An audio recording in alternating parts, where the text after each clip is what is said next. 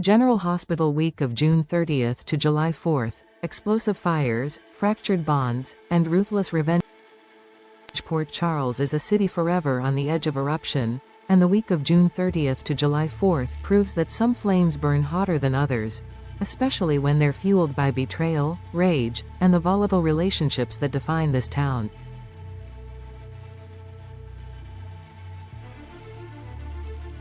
With a fire tearing through Charlie's pub and relationships combusting behind closed doors, no family is left untouched. As the ashes settle and emotions run high, the characters of General Hospital find themselves locked in a dizzying dance of vengeance, suspicion, and heartbreaking decisions that threaten to unravel the fragile threads holding their lives together.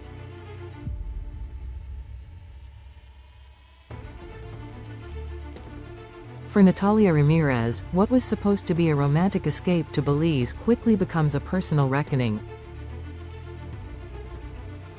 Her hopes had been pinned on Sonny Corinthos following her into a new beginning, but Sonny, hardened and distracted, chooses to remain in Port Charles, leaving Natalia furious and humiliated. Her fury isn't just about the trip. It's about the growing distance between them and Sonny's increasing emotional detachment. But Natalia has no time to nurse a broken heart before she's ejected from a pivotal moment in Sonny's life, Daisy's baptism. A ceremony meant to symbolize family, peace, and new beginnings, ends with Natalia unceremoniously thrown out, deepening the chasm between them and igniting a spark that may soon explode. Yet the real explosion is literal. Just hours after the baptism, terror descends on Charlie's pub in the form of a deliberately set fire. The target isn't the building, it's Kristina Corinthos Davis, Sonny's daughter and the new owner of the pub. The attack is personal, calculated, and strikes at the heart of Sonny's world. Kristina, caught in the flames, narrowly escapes with her life. For her sister Molly and their mother Alexis, the moment is harrowing. Relief floods them as Kristina survives, but the trauma lingers, giving way to fury and suspicion. Alexis, rarely one to sit back quietly when her children are threatened, turns her attention to Windermere. There, she intends to confront Jens Sidwell, a man who has grown increasingly entangled in Port Charles's darkest dealings. Her instincts scream that Sidwell's hand is somehow behind the fire, and Alexis, wounded and relentless, is ready to demand answers. Sidwell, always a man of veiled motives and cryptic allegiances, may soon find himself in the crosshairs of more than just a grieving mother. Lucas Jones, too, finds himself swept into the storm. Troubled by whispers and gut feelings, he voices his own concerns that Marco Rios, Sonny's rival and a man with his own web of alliances, could be involved. It's not just speculation. The attack on Kristina has the hallmark of calculated revenge, and all signs begin to point toward Marco's camp. As Lucas draws connections and voices his alarm, the list of suspects lengthens, and the city's underlying tensions tighten. Sonny, meanwhile, is a man transformed. The fire may have ended without tragedy, but the message was clear: his enemies aren't just targeting him, they're coming for his family. And that, for Sonny, is unacceptable. Rage boils beneath his stoic surface. The mob boss is back with a vengeance, and his vow for retribution is not just emotional, it's strategic. Those who lit the match will burn in the inferno of his wrath. With Anna Devane and Harrison Chase leading the official investigation into the fire, a race begins, one between justice and vengeance.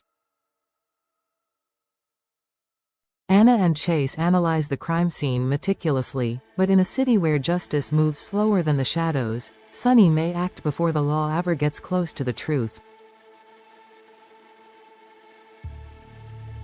As the flames die down, the emotional sparks elsewhere burn just as fiercely.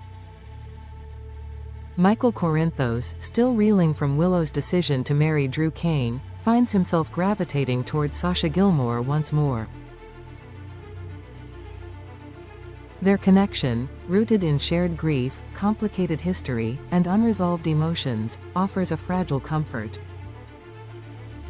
As Michael tries to balance his heartbreak with his responsibilities as a father, he takes Wiley to the pool, perhaps as a distraction from the upheaval. But when Willow arrives and attempts to see Wiley without permission, Michael's world is jolted yet again. Tensions flare as boundaries are tested, and the custody landscape becomes even more volatile. Tracy Quartermaine, never one to let emotional crises distract her from her objectives, is quietly working behind the scenes. With schemes brewing and old habits resurfacing, it remains unclear whether her target is Drew, Willow's fiancé, or someone else entirely. But in true Quartermaine fashion, Tress's moves are never random. She's setting the stage for a power play that could reshape alliances and expose dangerous secrets. Meanwhile, Jocelyn Jacks finds herself towing a dangerous line. Her growing curiosity about Jack Brennan's past and his complicated history with her mother, Carly, raises alarm bells for Brennan. He reminds Jocelyn, not so gently, to focus on the task she's been assigned under Professor Henry Dalton's watchful eye. Brennan, caught between manipulation and control, doesn't want Jocelyn probing too deeply, especially not into his past. But Jocelyn is relentless, and her instincts are sharpened by her proximity to danger. Her next discovery may be more than Brennan can afford for her to know. Maxie Jones is also close to a breakthrough. Her path intersects with the fallout from Sunny's illegal ventures, and she begins to uncover threads connecting Sunny's financial dealings to Natalia's unexpected spiral. Maxie, savvy and resourceful, may not yet realize the full extent of the puzzle she's piecing together, but what she finds could ignite a firestorm of its own. With betrayals mounting and secrets bleeding into the open, Port Charles barrels toward a future that feels more dangerous by the hour. Friday will close the week with a July 4th encore episode, a momentary breather before the next storm begins. But make no mistake, nothing is calm in this city for long. As the week closes, alliances will shift, enemies will be exposed, and the cost of survival will grow even higher. General Hospital isn't just telling stories, it's lighting fuses.